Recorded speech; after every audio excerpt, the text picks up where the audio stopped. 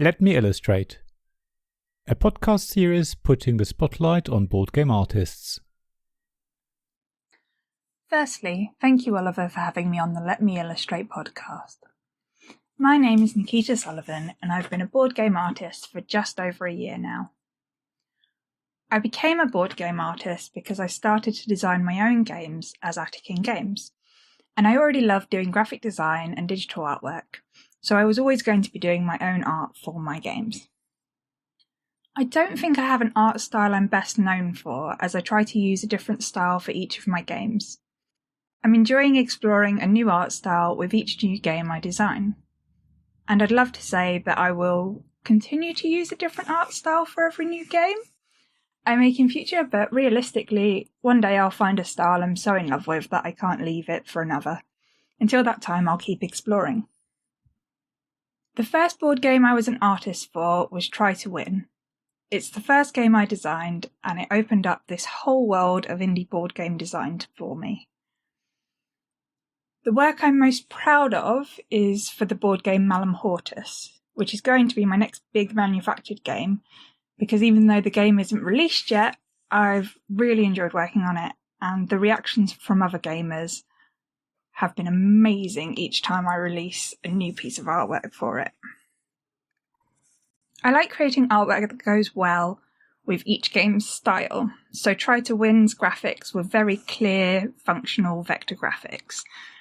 Mini Memory Mischief uses pixel art, my next minting game uses cute cartoon art, and Malum Hortus has very intensive, highly detailed digital artwork created entirely with digital brushes and smudges, and takes me ages to do. I get my inspiration from the theme of the game.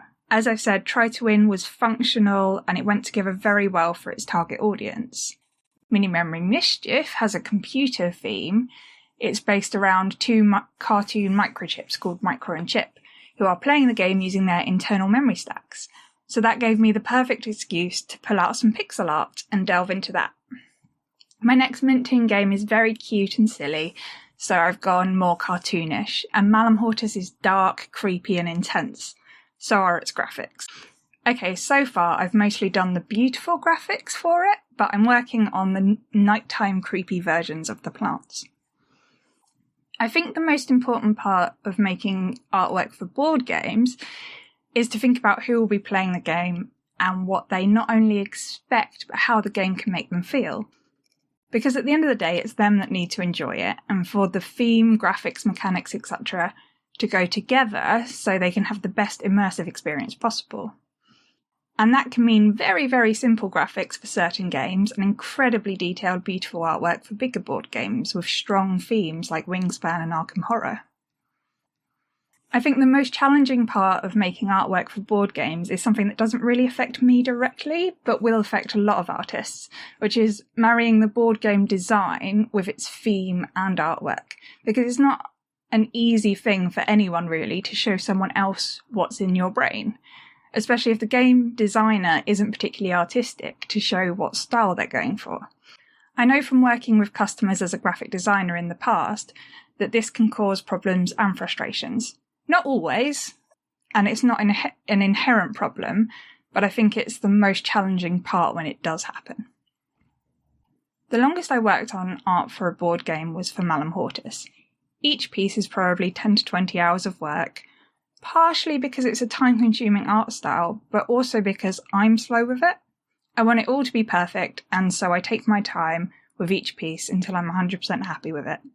I'm still not sure at this point that any of my current art for Malum Hortus is complete. I still think of all of them as work in progress at the moment. In my view, more board game artwork should be fun and maybe a bit silly.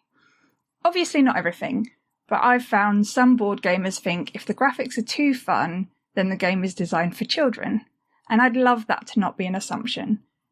I want to have more fun and be silly as an adult. They're called games after all. I'm notoriously bad at picking favourites for anything, so the artists whose styles I admire most at the moment are Ana Maria Martinez, Jaramillo, and Natalia Rojas for their work on Wingspan. It's just so beautiful, and probably Fernanda Suarez for her work on Dead of Winter. I really like dark art, and there's no point when playing Dead of Winter that you forget you're fighting zombies, because all of the artwork fits so well with the theme.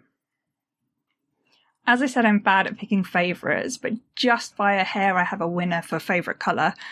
So my favourite colour is green, and I do my best to always play as green if I can. What very few people know about me is that I love to sing and dance. As a child, I was in a choir that performed at the Royal Albert Hall and some other famous places, and I danced with a similar group.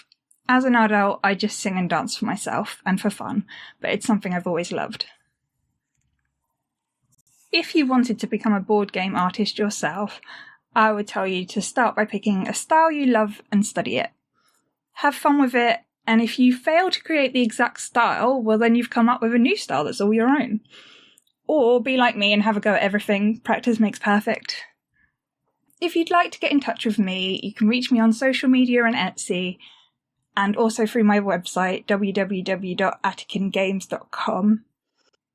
Thank you for listening, and thanks again to Oliver for having me on the podcast.